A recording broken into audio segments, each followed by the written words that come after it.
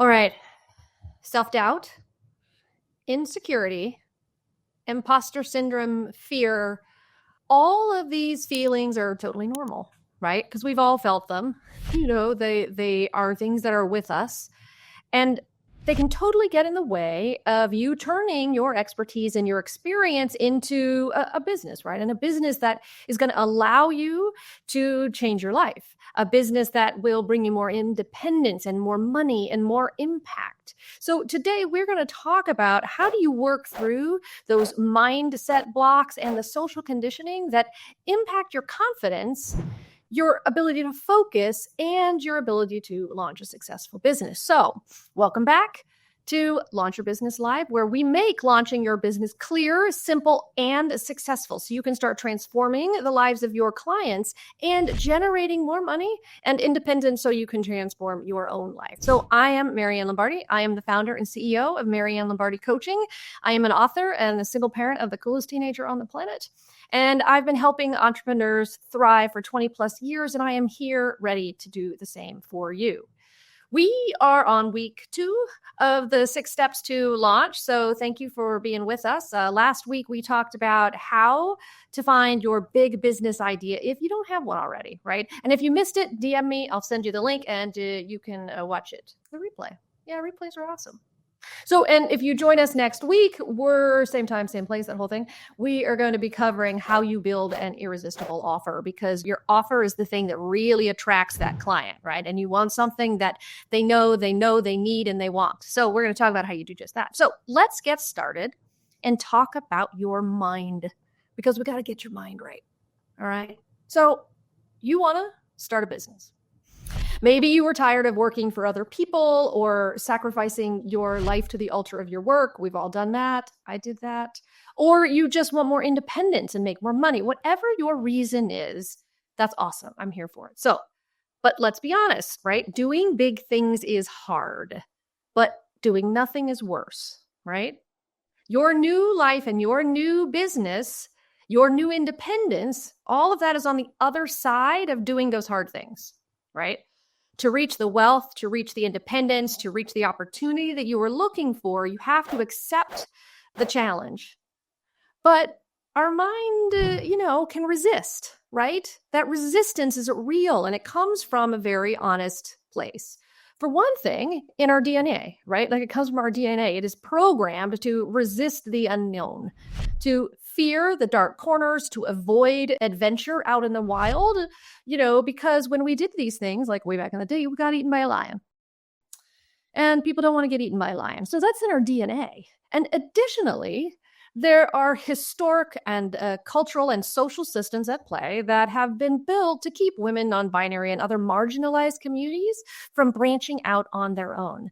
Part of that is from running businesses, from following their own dreams. So our self-worth develops in large part due to that value that's been placed on our presence in society and the roles that we're expected to play. So this history of oppression has a generational impact on how we feel about ourselves and in turn how others treat us. So both of these things contribute to this idea of our mind's natural resistance to things. So we're going to talk about 3 steps, 3 ways that we can get our mind right. So we can turn that new business idea into that profit-ready business, and more importantly, launch that sucker, which is what we want to do. We want to do that business, and we want to launch it so you can get what you want, right? Anyway, so number 1, knowledge is power. Okay. So understanding where your doubt comes from is absolute power. When you take into account that our actions and our choices have been historically confined and structured and limited, one of 2 things happens. 1, it pisses you off, which is a good thing. Number 2, that you recognize that the cause of your doubt is not your fault. Okay, this is important because although progress has been made, it is a sobering reminder that laws kept married women from employment that were still in effect in the 40s, right?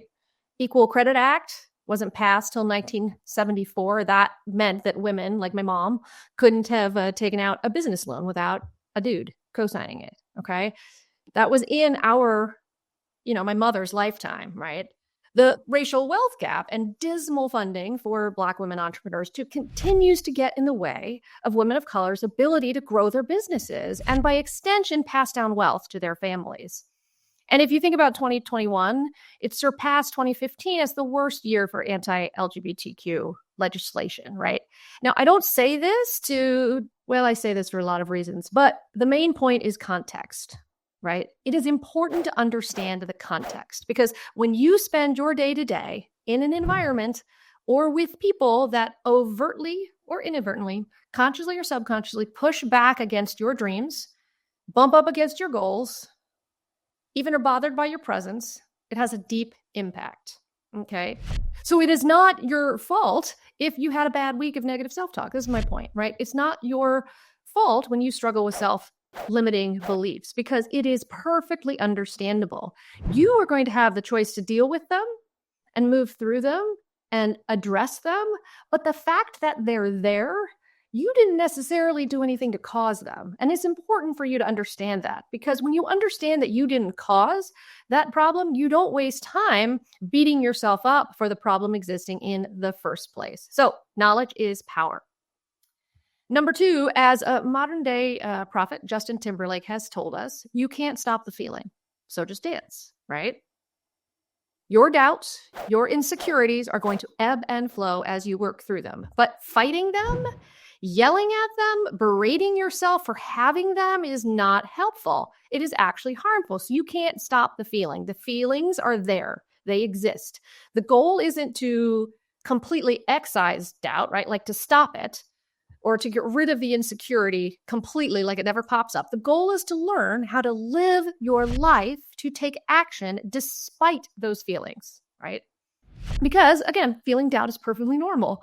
But if you spend your time trying to eliminate all that doubt before you take action, you're going to fail time and time again, because it is unrealistic to remove all the doubt and insecurity completely from your life or from your decision making, right? Like you will question decisions. You'll be like, should I do that? Right? That is normal. Doubt's going to come and it's going to go. What matters is to not let it control your actions. Okay? So guess what? You can't stop the feeling. So stop trying. Thank you, JT. That was very helpful. Number 3, you got to take action anyway. You got to dance.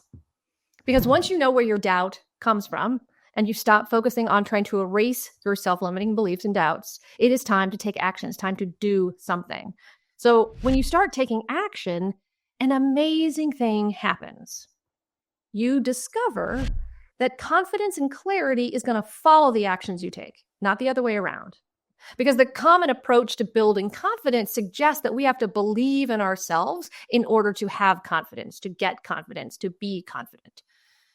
And then after we believe in ourselves, we can use that confidence to take action and achieve our goals. Well, this is wrong, right? Because confidence is developed through the continued commitment to action first. Because when we take action towards our goals, towards something we want, depending on the results of those actions, we adjust and we act again, right? As those actions lead to results, we start to feel confident, right? Like we feel a better way, and we trust that our actions are going to lead us to the success we're looking for. And the byproduct of that is that we doubt less. And I know I mentioned this last week, but it bears reminding, inaction is a choice. You can choose to do nothing, or you can choose to take action, do something. And this is why you should take action, because inaction breeds inaction. The longer you wait to do things, the harder it becomes to take that first step. But once you do take action, that momentum starts to build. That's part of this confidence process, right? You feel good, and it becomes easier to keep going. And this is how your confidence is going to be developed. The other thing is that inaction leads to regret. If you don't take action and you never follow your dreams, when you look back, you feel shitty, right? And you regret that you didn't take action. So let's avoid the regret and just take the action and do the thing, right? So you regret not taking the action more than you regret failing at the thing you tried to do, if that's what happens, all right? The other thing is that inaction prevents you from reaching your full potential, because what happens when you don't take action? Nothing. So by taking action on your business idea, you're opening up a world of possibilities and setting yourself up for immense success. So let's recap. There are 3 steps to getting your mind right so you can launch your business. As we talked about, 1, knowledge. Understanding where your doubt comes from is power. Knowledge is power. Number 2, you can't stop the feeling. Whoa. All right? You can't stop those feelings from coming. So don't try to stop them. You want to be able to take action despite them. Number 3, dance. Take action anyway. You have to take action even when you're feeling these feelings. This is how you're going to get your mind right to be able to launch that business. Now, if you are ready to change your life, if you want to accomplish that triad, right? That triad of more independence, more money, more impact, and if you want to take your expertise or your personal experience, right? Like your life experience, the things that have happened to you, and turn that into a profit-ready business, then I'm your girl, right? Let's hop on a call, and you can do this all in 90 days. You're like, 90 days? Really? Yeah, 90 days. And come on, really, how else are you going to spend 90 days, right? You could take a chance on the whole 90-day fiance thing and hope it works out. You could wait 90 days for Elon to give you, your little blue check mark, and we all know how that's been going. Or instead, you could be working to launch your business. So I am here to work with you to make that happen. So book a call with me now, and let's chat about how we can turn your big idea into a business in those 90 days. So thank you for being with me. I'll see you next week.